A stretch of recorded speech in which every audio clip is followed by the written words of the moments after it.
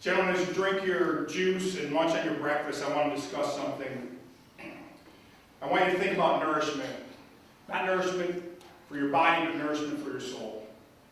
Today we will discuss something that feeds us in a way that no plate of bacon or eggs can. It's giving back philanthropy.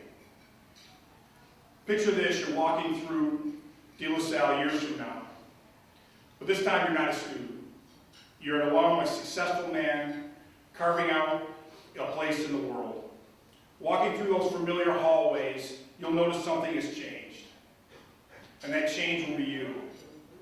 You see, DLS Class is not just a building, bricks and mortar. It's a community. What I like to say, it's a home that nurtures you with values, discipline, and faith. Many here and many out there have walked those hallways before you, sat in those same classrooms, and played on those same fields. And many of them have returned to say the same thing. This is a special place. You might wonder why they come back. Is it nostalgia? Is it a sense of duty? Perhaps those. But it's something more. It's a general desire to give back to the community that has given them so much. I'm sure Anthony will talk about that and what type of person it's helped them become. Like Anthony, they return as mentors, benefactors, and volunteers, not because they have to, but because they want to. Gentlemen, philanthropy is not only about writing a check. It's about contributing your time, your skills, and your love. It's about extending a hand to the next generation. Guys like yourself who will sit in these same seats, ensuring that they will have the same opportunities that you did. You don't have to be a millionaire to make a difference, although it helps. You only have to care. So I encourage you to look back as you step into the world armed with wisdom and skills that you're going to learn here. Not to dwell in the past, but to pave a way for the future. Whether through mentoring, or volunteering, or financial support. Remember that your contributions will be seeds that grow into someone else's dreams. Some other gentleman just like yourself. So when you cross that stage on graduation day, know this. Your journey with DLS Class does not end on that day. It merely just turns a page. We'll always welcome you back with open arms. And DLS Class will always be your home. So thank you guys for being here today. Enjoy this great breakfast. Enjoy the morning. Certainly enjoy Anthony's speech and listen to what he has to say. And God bless you all. Thank you.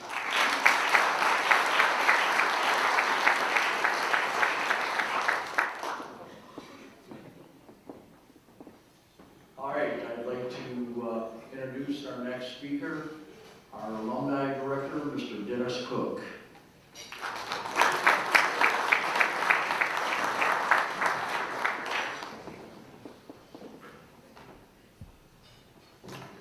Thank you all, and good morning, everyone. Good morning. That's a little better. Thank you for coming here today. I get excited about this day. I'm excited for the senior class, and I'm excited to hear Anthony Assad speak just shortly. To the senior class, I have a few things for you today. First, you need to know what an alumni association is. Very simply, it's a group of graduates from a particular school. You've heard about ours for a while. We want to make sure we go over that definition for you. We at DLS Class have had a proud and strong alumni association since our very first graduating class of 25 young men in 1929. Our alumni live all over the world and do many amazing things each and every day. Some are current students at great colleges and universities around the world. Some are getting their first jobs, first houses, getting married. Some men have lived normal lives. Others have lived extraordinary lives. Anthony Assad, our keynote speaker and honored guest today, has lived an extraordinary life. His extraordinary life started in the hallways at DLS Class, just like you, just like many of our alums. Anthony was a valedictorian from the class of '07. We've learned that. You can read about that. He took 5 AP courses, scoring a 5 on 4 of them and a 4 on the other. Apparently physics was a little harder. For the record, he had 21 A+ in his 4 years at DLS. It took me a few minutes to count them. His senior year, he had a 4.54 grade point average. I'll repeat that. 4.54 grade point average, and finished with a 4.39. In a word, extraordinary. He received honors recognition throughout his time in DLS, eventually winning awards for being a top student in math, biology, English, Spanish. Extraordinary. He played JV football, was a member of the National Honor Society, Link Crew, and yes, he did Kairos. Do we have any Kairos guys here today? Very good. Congratulations to all of you. Again, extraordinary. In the program, you'll see that Anthony played varsity hockey. 3 years, in fact. Coach Barry, the DLS hockey coach at the time, said Anthony was an exemplary leader both on and off the ice. He also said that Anthony was one of the toughest players he ever coached. That's a nice compliment, too. I also call that extraordinary. That's just in high school.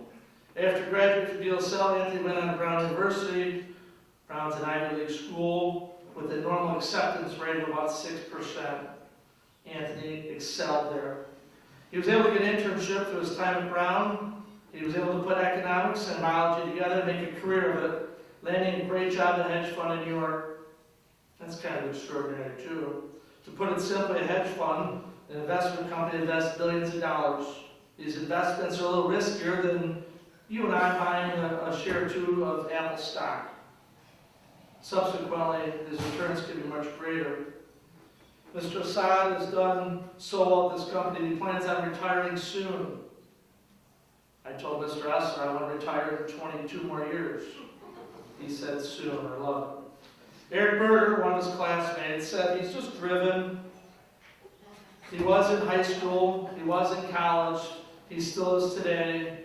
He just has a gift. Mr. Assad, now married, owns rental properties, takes part in marathons and travels the world.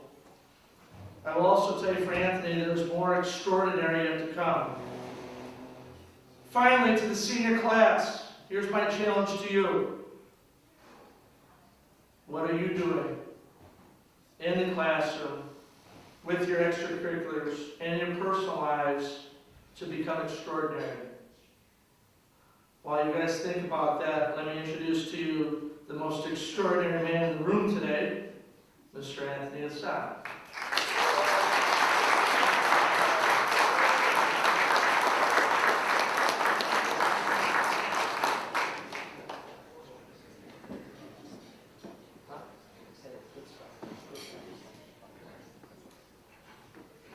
Thank you very much for those kind words. As Mr. Essler and Mr. Rancilio have already said, the focus of our event today is philanthropy. And funny enough, I actually learned the meaning of philanthropy quite literally in my first semester of my first year at DLS. I was in Mr. Zakowski's world history class, and he thought it would be a great idea for us to all memorize hundreds of ancient Greek and Latin root words. I vividly remember him teaching us a few, maybe because I already heard the city of Philadelphia being called the city of brotherly love. He taught us that the city gets its name from the ancient Greek word philos, which means love, and adelphos, which means brother. And that's how you get Philadelphia. Philos adelphos, the city of brotherly love. We then learned another word, anthropos, which means mankind. And when you take philos, again meaning love, and put anthropos next to it, you get philos anthropos, philanthropy, the love of man, the love of mankind, the love of your fellow people. So at that point, I immediately think, wow, I'm going to need to study a lot if I want to do well at this school. This guy, who's my history teacher, by the way, is making us learn 2 ancient dead European languages, and I'm still working on my English and perfecting the 5-paragraph essay. I had come from Shelby Junior High, which was a good public school, but certainly nowhere near the academic standards of DLS. Further, I only knew a handful of guys going to the school. At Shelby, I already had my friends, I was already cool, and now I seemed to go to a new place and start all over. But I came here to DLS due to the encouragement of my parents. And I guess I use that word encouragement a bit loosely. I think with my mother, it was truly encouragement. With my father, I'd probably pick a word closer to fear or distress. When I was presented with the potential to attend DLS, I initially had declined. I had no interest in attending DLS. I was perfectly content continuing at Shelby and going on to Eisenhower with all my friends. But when I told my father my decision, he was very disappointed. He told me that he would have loved to have gone to a Catholic private high school, but that was not a financially viable option for his family. And now I'm being presented with this opportunity he never had, and I'm just taking it for granted and passing it up.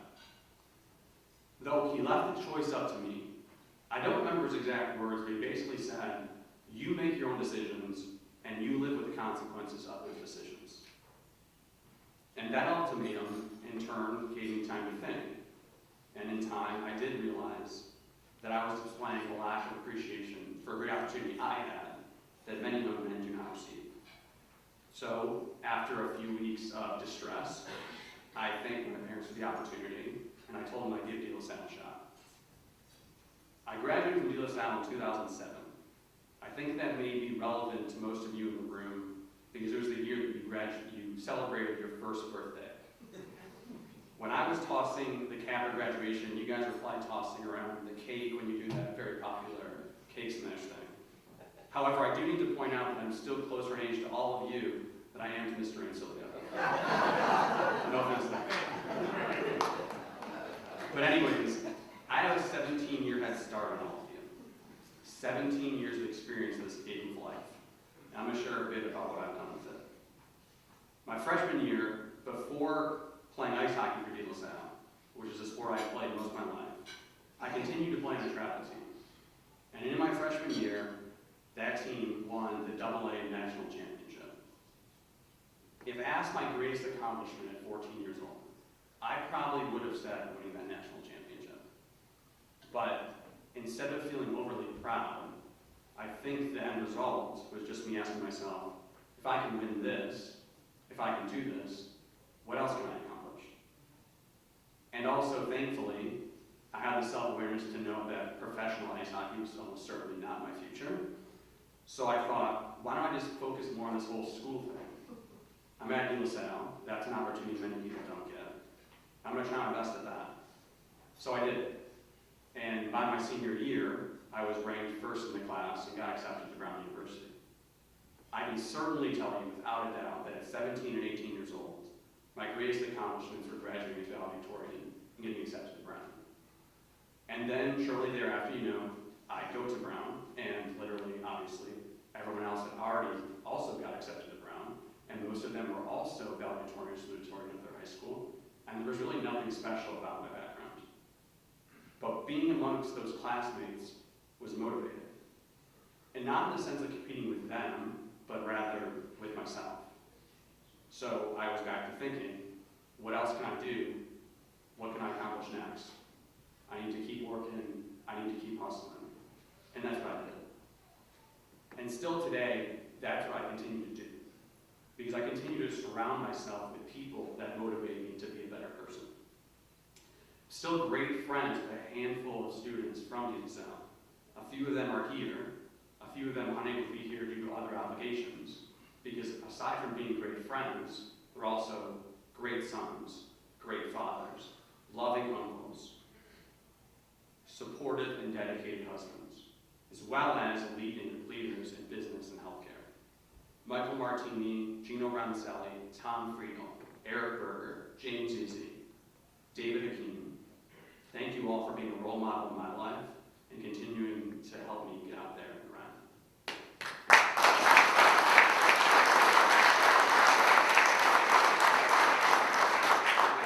But make no mistake, these guys are not perfect. And this certainly isn't the best forum to reveal all of their faults. But I will tell you that their accomplishments are not limitless. For example, they're all smart, but none of them received a scholarship to attend the University of Notre Dame. tough athletes, but none of them won a university-wide boxing tournament in college. They're all good business leaders, but none of them developed a marketing strategy for sustainable industry on behalf of an impoverished community in rural Brazil. And they're all people of faith, but none of them were recently nominated and chosen to be a member of their church's pastoral advisory council. But lucky for me, I have a wife that's done all that. So, thank you.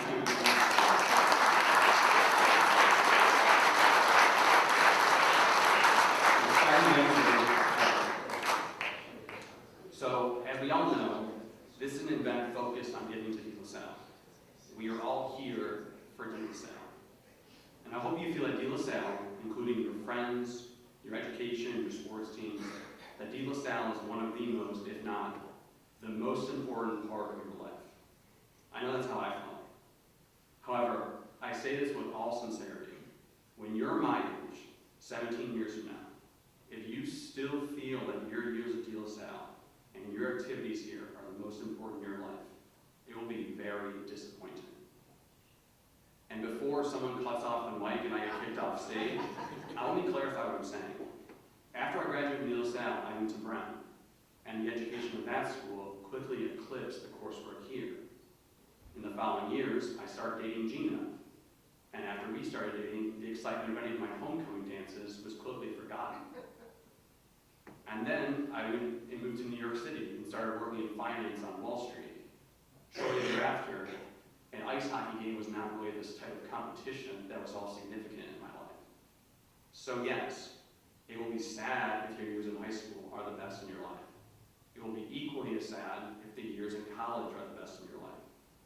This is because you have the opportunity to do such great things and impact so many people. You will often hear, and I wholeheartedly believe, that you should never forget where you came from. Never forget where you came from. This does not mean you must always remain the same and hold the same beliefs as when you were there. DLSL's motto, builders of boys, makers of men, it directly identifies change and transformation. It would be ignorant to think that this transformation comes to a halt when you receive your diploma at graduation. I have grown as a person, in many ways aligning with the attitude of DLSL, and in others in direct conflict. But you do not have to always agree with someone or something to have respect for that individual organization. In fact, I believe you shouldn't blindly follow dogmatic instruction from any individual organization. Rather, you should listen, consider, understand, and question. Nonetheless, I continue to recognize the profound impact this school, and more importantly, the people in it, have had on my life. I'm humbled to see some of those people here today. Mrs. Michael, with your most subtle expressions of praise. I was constantly thinking, does she think I'm doing a good job? Is she proud of me? I literally had no idea. But I wanted to make you proud, because I knew you cared about me and my classmates. So I just thought, I guess I better keep working harder. It was the type of motivation I needed. And Mr. Zakowski, you used another word quite often, this one not in ancient Greek or Latin. This one was in English. Men. You called us men. And maybe it's because I found you really intimidating. I knew that's what I needed to be done. We were men, and it was time to act apart. It's critical that I recognize my former teachers today, Mrs. Michael, Mr. Zakowski, Mrs. Spencer, Mr. Bacon, because I know that my successes are a direct result of their support and guidance. I have pretty thick skin, and I don't really care what most people say about me. Haters are gonna hate. But one label that I will always refute is that of being called self-made. It doesn't exist. In the corporate world, you will hear this very often being used almost as a compliment. He's a self-made millionaire. That doesn't exist. Completely false.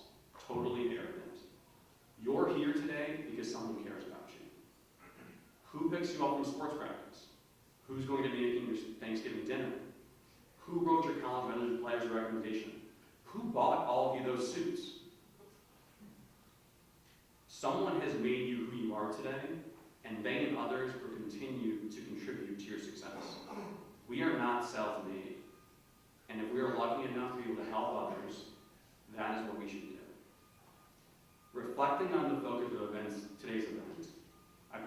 most difficult aspects of philanthropy is the frequent lack of tangible results as a result of your generosity. Where's the money going? How will it be used? And even if you are a philanthropist to the like of Steve and Kathy McShane, whose unprecedented gift to the capital campaign will be used to construct the STEM Center, and naming in their honor, you still do not know how the intended beneficiaries will react to your generosity. Will they truly appreciate these good works? And I guess this is not a unique feeling to philanthropy, but rather to faith. As Catholics, we read in the Gospel according to John, with respect to the resurrection of Jesus, the Apostle Thomas says, "Unless I see the mark of nails in his hands, and put my finger into the nail marks and my hand into his side, I will not believe." Later, when Jesus ultimately reveals himself to Thomas, Thomas rejoices and proclaims him as Lord. Jesus says to him, "Have you come to believe because you have seen me? Blessed are those who have not seen and have believed." That is faith. That is trust. That is belief. When I attended De La Salle, there were people donating to the school to make scholarships available to the students. Those donors never got a thank you, never received a phone call from the recipients. I know this to be the case because I was one of those recipients. I never called anyone and said thank you. But they gave and supported De La Salle, knowing they would not directly see the results. But they believed. They had faith. I feel the same way when I look out and see all of you. I have faith in the school, and I have faith in you. I imagine the great things you'll do that I'll never know, the people you'll positively impact that I'll never meet. Today, we're at this beautiful club together. This is an opportunity you all share together. Some of you may have been here before, perhaps several times.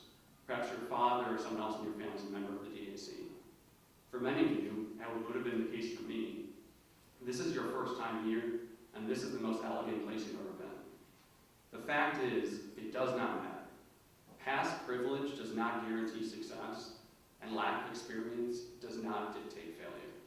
What is vital is how you capitalize on the opportunities that come your way. I stand here with a 17-year head start. For you, that's literally been a lifetime. But the fact is, it won't always be. When you're my age, 34, and I'm 51, 17 years might still feel large. I'll be finishing my last decade of my career, if I don't retire earlier, and you'll just be finishing your first.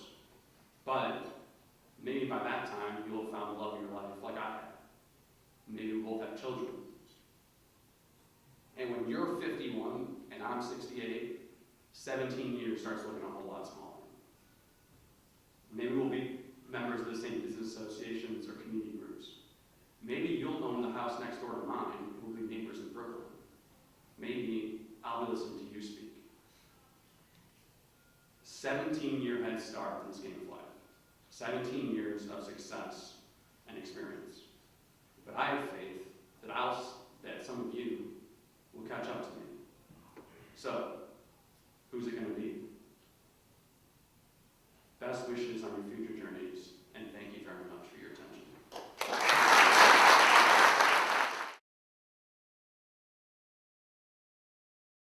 I'm Rick Yardovich. How you doing? I'm doing good. How are you? Good, thank you. Can you talk about the friendships and bonds that you built by attending DLSL and how they impacted your everyday life? Yes, of course, and thanks for your question. I actually have 3 of my great friends here today in attendance. I think that's what is very special and unique about that is I haven't lived in the same place of them since I graduated from DLSL. I never went to the same college as them, never lived in the same city following graduation from college, but they're still my great friends and people that impact my life on a day-to-day basis. And as I said, they're the people I look up to when I think of good fathers and good men.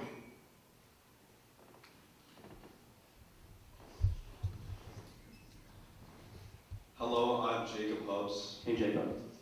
How did DLSL prepare you for the challenges of college? So, As I said, my transition year to learning 2 foreign languages in a history class was pretty tough, and my freshman year of DLS was harder than my freshman year at Brown University. That's not an exaggeration or some type of white lie. That is actually the case. And through the honors program and the AP classes here, you'll be prepared to do well in college. Again, you can't do everything very well, so I suggest you probably focus on a few things and give it all of your heart.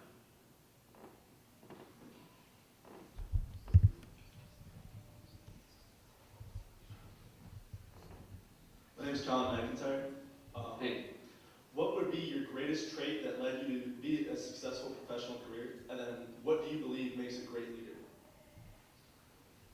My greatest trait, I think, is that I somehow have attracted very helpful and encouraging people to hang out with me on a day-to-day basis. And I'd already said my wife has been an amazing influence and support for me. If you want to be successful, I really suggest you find a partner that makes you keep working hard. Surround yourself with someone like that, and life's going to be a lot of fun. Well, you're making us all look bad. Holy smokes. Okay, we're gonna have Mr. Cook come up here for our raffle. We got a few prizes and Here at the 1926 Society Breakfast honoring Anthony Assad. Everything from the food, the event was amazing. Anthony did a great job. Known Anthony since 2001. He had an amazing speech. Hopefully a lot of motivation for the now seniors to give them some extra motivation in life. But I would say today was a great experience. It's great. First of all, it's great seeing everyone in the suit and tie. You know, just representing De La Salle's as best seniors, just doing what we need to do. And I would say, great drive here was great. DSC is such a great establishment. Just seeing just everyone, just the culture that we have at De La Salle. Because I feel like that's just what separates us from any other school. Brother Rice, U of D, it's just our alumni network. And how much, like even Mr. Assad said, seeing how much people care even after they've graduated. It's not just like our motto. It's not just 4 years, it's forever. And I feel like it was great seeing Mr. Assad, seeing his journey, whether it's through ice hockey, going to Brown, even though he had the scholarship to Notre Dame, just seeing his success and how much he cares about us. And philanthropy, it's the love of brothers. And that's just a phenomenal thing to do. I truly love how he comes back, speaks to us. I feel like it's just a great thing for us to do. I hope that us, as a class of 2024, can do the same thing and reciprocate for the younger generation. It's a great experience coming down here to the DAC with all my fellow class of 2024. It was a great opportunity to hear what Mr. Anthony Assad had to say to us. Really inspirational and makes us think about what our futures could be if we stay on the right path and focus. This was a very special experience for not only myself, but the class of 2024. It's an honor to come down here and have Anthony speak to us. One thing that he said that really resonated with myself was, don't forget where you came from. He said he played hockey his senior year. He said the competition on Wall Street was very competitive. Those hockey games his senior year didn't compare to the competitiveness that's on Wall Street. But he said, don't forget where you came from. Where you come from is who you are, your character. All the people around you are who you become, who you are. I thought this was a very special experience, and I'm honored to be here. So since De La Salle, Anthony has definitely, like he said, he has lived in a different state than me. I have traveled to Rhode Island to see him. Then he lived in Manhattan. I have traveled to Manhattan to see him once a year over the course of the 4 or 5 years after college. After that, he got married in Brooklyn. I went to his wedding. He has, when he says guided me, he has given me advice. He has helped me along the way, whether it's a question about life or work. He has definitely helped me out as being a friend and just in life in general. And I'm lucky to be here. His speech was amazing, and we're all honored.